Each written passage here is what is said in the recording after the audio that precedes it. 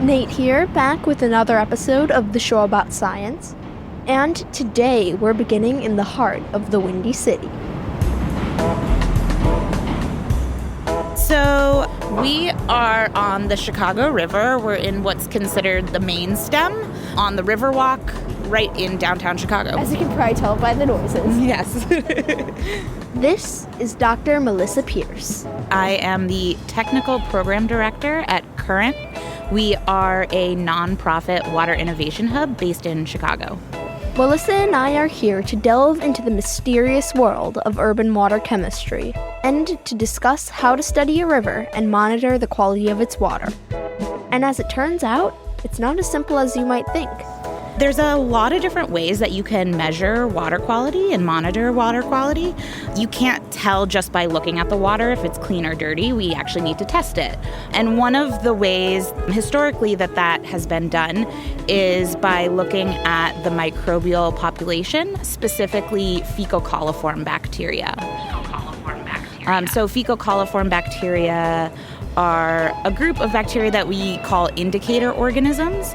They are found in humans and warm-blooded animals, and we excrete them in our waste. So their presence can be indicative of other pathogens from human and animal waste in the river. So that's something that we monitor for in our H2 Now program, which we launched in 2021. And does real-time microbial water monitoring in the Chicago River. And the reason we do that is to help the public have an understanding of if they decide they want to go boating on the river one day during the recreational season, what their risk level is. Huh. Interesting.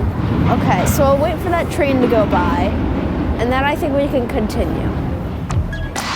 After a quick break, we head over to Current's headquarters to escape the train noise, and we'll go way back in time to understand why we're testing for human waste in the river. Then, later in the show, we'll head to Washington, D.C. to understand how another river is helping one scientist define an emerging field focused on the chemistry of our rivers. Stick around for more of the show. All right, and we're back with Melissa Pierce, the Technical Program Director at Current. Yeah, so it was a little noisy on the river, so we migrated to a little bit more of a quiet environment. And we're currently sitting in the conference room of Current HQ. Yeah, we call it the H2O suite sometimes. Which is located just a few blocks away from the river. Location number 2. Testing, 1, 2, 3. And we're going to go way, way back to imagine what life was like in the early days of Chicago.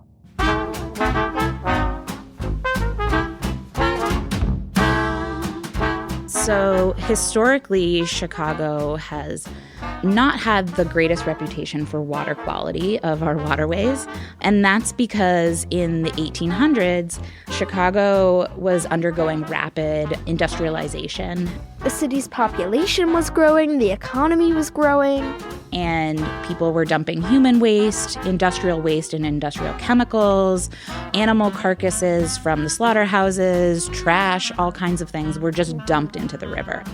Dumping all that stuff into the river was not a good idea because the river flowed into Lake Michigan at this time.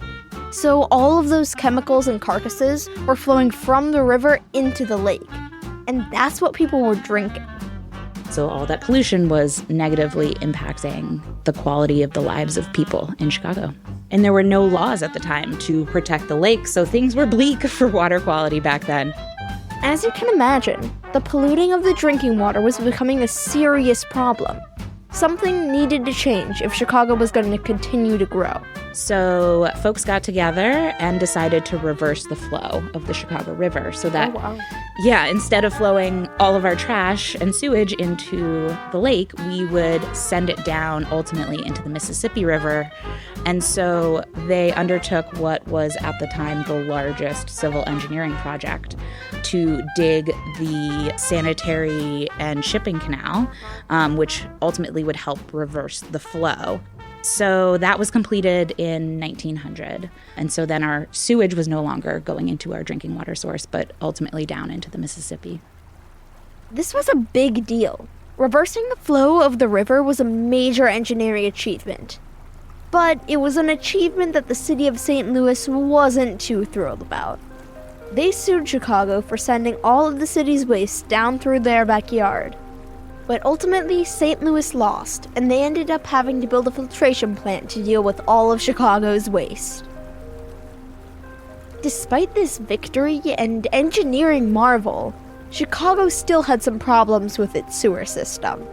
So Chicago has what's called a combined sewer system. So it includes residential waste, industrial waste from companies, and also rainfall, precipitation, stormwater, whatever you want to call it. So all of those things mix together in our sewer systems. What happens is when we have a lot of rainfall and heavy storm events, the sewer system gets completely overwhelmed and we get overflow into our rivers and our lake. Sewage would back up into basements or come out of sewer drains in the road. When this would happen, it's called a CSO event, which stands for Combined Sewer Overflow Events. And so in a CSO event, the sewer infrastructure is not able to keep up with the volume of water and sewage that's being pushed into it, and it will literally overflow from the roadways into the lake or into the river. And so these CSO events were having such a negative impact on the water quality that the government passed the U.S. Clean Water Act in 1972. And because of the Clean Water Act, we now had to abide by federal and state regulations for water quality. So the Metropolitan Water Reclamation District of Greater Chicago, or MWRD, launched something called the Tunnel and Reservoir Plan, or TARP. This is one of my most favorite things to talk about. Yeah. It's so cool. So MWRD created this huge project. I think today it is still one of the largest civil engineering projects that's ever been completed. It's a series of big tunnels that feed into reservoirs. And so when there's a heavy rainfall event, that water gets diverted into those reservoirs so that when the water levels go down, that water can safely be pumped through water reclamation plants to be treated and cleaned.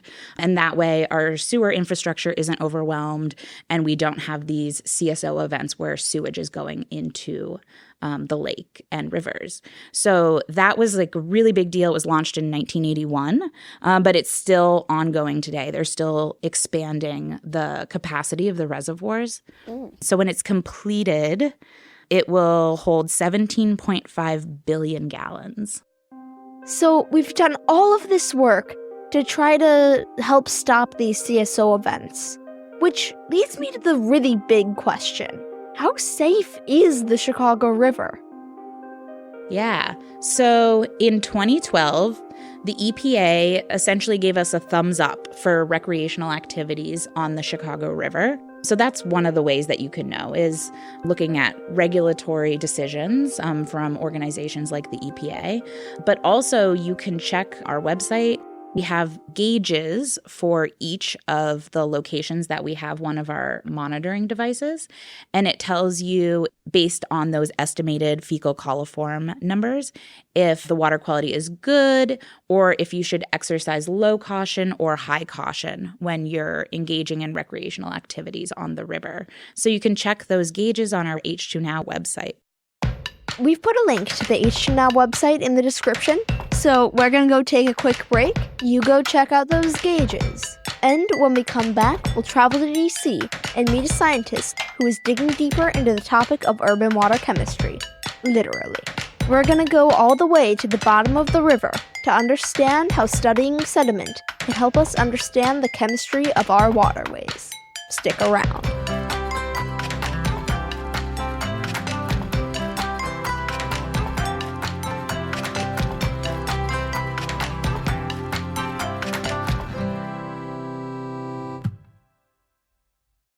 All right, we're back. Hello. Hi, Nate. This is our next guest, Steve MacAvoy. Steve is a professor at American University in Washington, D.C., and ever since he was young, he had two ambitions. I always knew I wanted to do environmental work, and I was one of those weird people who figured out they wanted to be a college professor when they were 16. And so I've been doing this for 20 years. So let's start off big. How would you even study a river? I mean, what would that research look like? Well, I do a lot of work that's on sediments.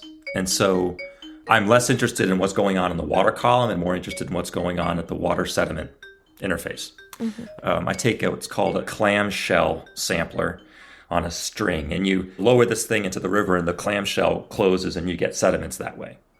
So when I'm looking at the rivers, I will go to maybe 5 or 6 different stations that I've consistently been going to for the last 10 years, and I'll sample once a month.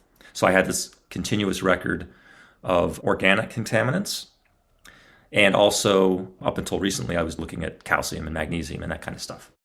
And so all of these things that we've been talking about, this all really falls under the study of urban water chemistry. So can we talk a little bit about that? And also, what are you even learning from these samples? Well, this is an emerging field. So it's long been known that there's pollutants in the environment from industry, right? And that's not news. We've known that for 100 years. However, what we've been recently becoming more aware of is that there are components of the urban infrastructure that impact the water chemistry running over the infrastructure. So, for example, in Washington, D.C., we have acid rain. Most of the East Coast has acid rain. And the acidity in the rain is dissolving concrete, the surfaces of roads. It takes off car paint. It does a bunch of very subtle chemical processes that are changing the chemistry of the water. So they're making it saltier. We kind of discovered that by accident. I started out looking at the sources of nitrogen in sewage in DC's water. And I was discovering nitrogen and all that stuff that I was looking for, but also I saw that the amount of calcium and magnesium in the rivers was much too high, given the geology of the surrounding area. So that was a puzzle. And I was wondering, what on earth is going on? And then I began to realize that what was actually happening is the acid rain was dissolving the concrete. And in the time it takes for the water to hit concrete surfaces and then run off into the rivers, a lot of calcium is released. So the water is getting saltier. Now, whether this is good or bad, I don't really know.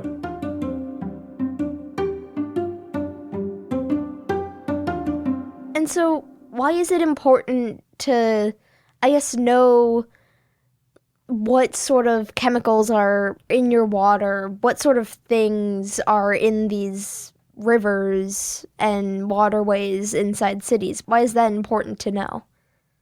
Well, it's important because humans have transformed the landscape to such a degree that we have literally changed the geology of our environment, and it's impacting the rivers by making them saltier. And that's not natural, right? So we don't know how nature's going to respond to that. Also, we can't really fix it. It's not an environmental problem like a pollutant that you can put a Brita filter on your tap water and it'll take the contaminants out of the tap water. We can't do that in this case. It's this incipient, universal feature of living in an urban environment. And it's just an example of an unintended alteration of the environment. And we need to be aware of the consequences of our unintentional acts, because frequently down the road a ways, we'll be like, oh gosh, we shouldn't have done that. I can give you an example of something that's happening right now in my laboratory that's a good illustration of this. We're finding in the rivers and the sediments these compounds called siloxanes. And siloxanes are silica oxygen carbon compounds that nature does not make. When you see them in the machine, they're clearly not natural. They're like a synthetic organic silica thing. And that's a new chemical class that no one's really aware of. But the Europeans have banned the smaller ones in cosmetic products. The Canadians are thinking about banning them, and the United States doesn't pay any attention at all. But we're finding these compounds in the stream water. There's no treatment process for it. You can't remove them. And we know that they interfere with fish development.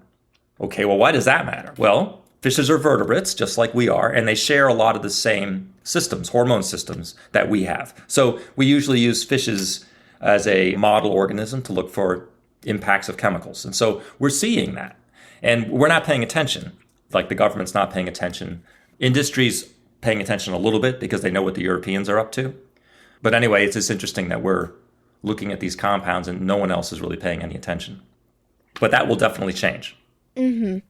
So how do some of these chemicals then how do they get into these waterways? We're finding them there. Do we know how they're getting there? We have some good guesses.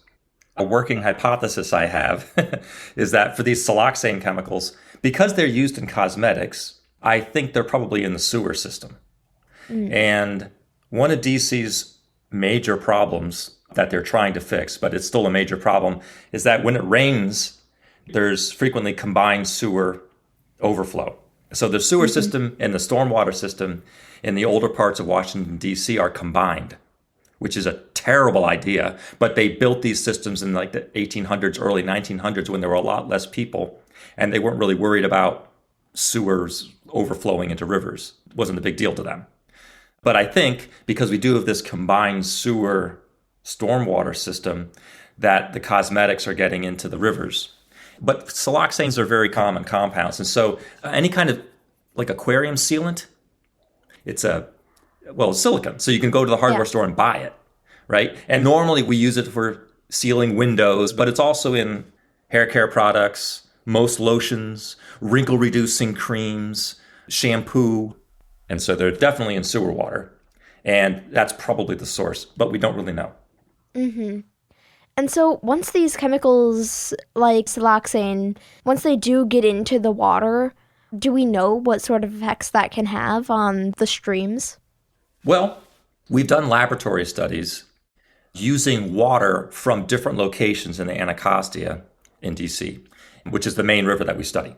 And we found that it can kill embryos up to 14 days after fertilization. So in some cases, it's just killed them. And in some cases, at lower concentrations, the fish don't die, but their behavior changes, and the behavior is a stress behavior.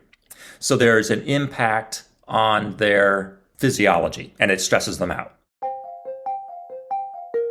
Now, the thing with the Anacostia is that, in general, things are getting better. We've been working on trying to clean this river for almost 15 years, and it's getting better. But this is just another compound that is added to the things to be aware of and kind of be concerned with. But at the same time that we've been monitoring siloxanes, we've also watched the PAH concentrations. PAHs are polycyclic aromatic hydrocarbons that are known carcinogens. And their concentrations are going down. So that's really good. And actually, about 20 years ago, there was a study that was looking at catfish in the Anacostia, and they found that 80% of the female catfish had cancer. Then they did a follow-up study about 10 years ago, and they found that only 40% of the females had cancer. I mean, that's better. But it's still horrifying, but it's an improvement. And then a couple years ago, they went looking for catfish again, and they didn't have any cancers at all. And it's likely that the cancers were caused by PAHs. And the concentrations of those have been going down. And so that's a good story. And so I think the river is on its way to recovery, but it has siloxanes in it. But the siloxanes probably aren't giving fish cancer, but they might harm embryos. Right. But there's a lot of things in rivers that harm embryos. So it's just another environmental stressor. And so this is a new field. So what are some of the concerns that we're having as we're starting to figure out more and more information about how chemicals in river water can affect both the natural ecosystems that are already there and us? Well, this is an interesting question. I think it's a good idea for people to be aware of what's in their water. So if you can get that information from the government, which presumably is doing water testing, people should check that, because there's some compounds that are in our water that are not taken out by sewage treatment plants. In Washington, D.C.'s case, all of our water comes from the Potomac River. The Potomac River itself is highly recycled. Basically, it's wastewater that has been treated and released. And so there's compounds in the water that are complex organics, like pharmaceuticals. So there's pharmaceuticals in the water. Antidepressants, for example. Some cancer medications are in the water. So I would say it's a good idea to have a water filter. Even if they're treating the water with chlorine or bromine or something that's going to kill the bacteria, there might be compounds in the water that you don't necessarily want to drink. So I would recommend that if people in cities are drinking recycled water, it's probably a good idea to get a filter.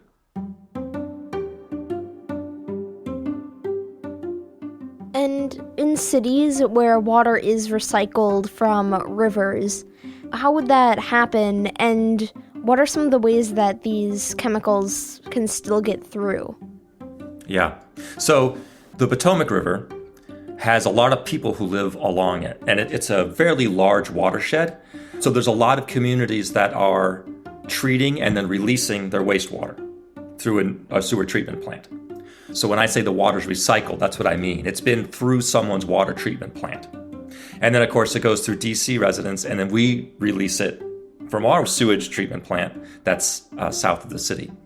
Now, the thing with the treatment plants is they take care of bacterial contamination, and they monitor that to make sure it doesn't have bacteria in it. Mm-hmm. So that's good.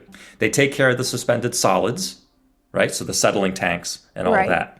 They don't take care of nutrients, like nitrogen or phosphorus. Those aren't normally taken care of. And then also organic chemicals that are in the sewer water that's not cleaned. If it's dissolved in the water, it just stays in the water. Now, there are some treatment plants that have what's called tertiary treatment. And what happens there is the water, after the bacteria have been killed and after the solids have settled out, they'll actually put the water through a marsh or some kind of artificial wetland. And the wetlands will take care of the organics and the nutrients. That's called tertiary treatment, and it's expensive. And it also increases the size of the footprint of the treatment facility, and so it can't be done everywhere. But we need more of that to really clean the water and make it a little safer. Mm-hmm.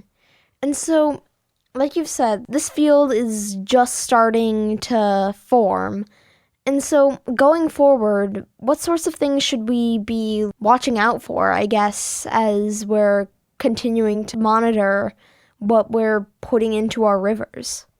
Well, one really important thing is to keep monitoring the rivers, because we have environmental policies that are aimed at trying to clean up the systems.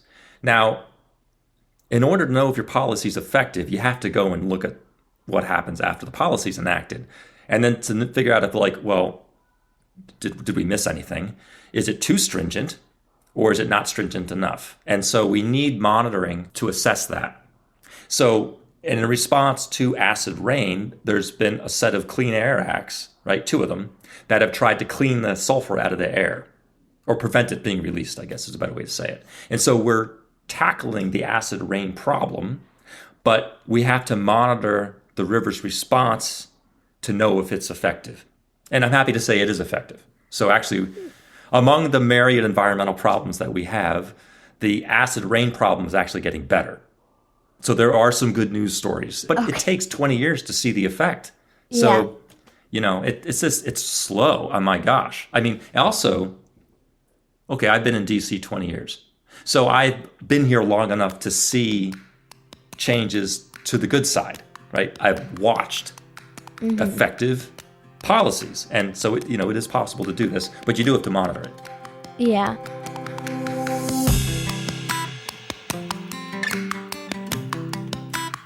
So, given that it takes so much time to see these results, it's important for our future to have effective policies in place right now.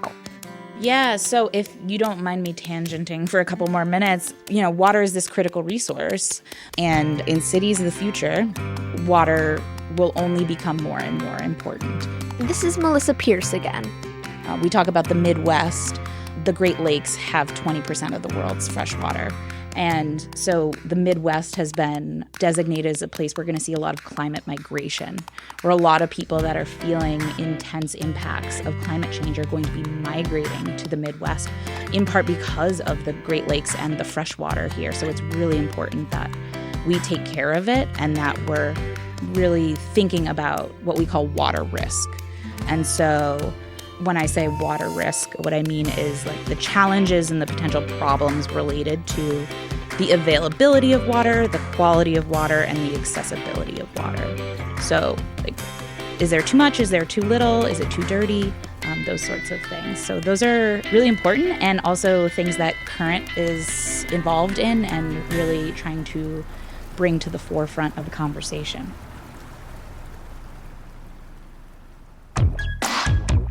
There you have it, folks. The show about science is complete. Thank you so much to Stephen MacAvoy and Melissa Pierce for taking the time to chat with me. If you're interested in learning more about water monitoring and the work Current is doing in the Midwest, we have additional resources down in the description. Definitely make sure to check out the River Lab program. Music on today's episode comes from Epidemic Sound, and our theme song was written by Jeff, Dan, and Teresa Brooks. Ad-free episodes of the show about science are available on our website. And, of course, make sure to subscribe and leave a review wherever you listen to podcasts. Okay, Dad, you can shut the recording off.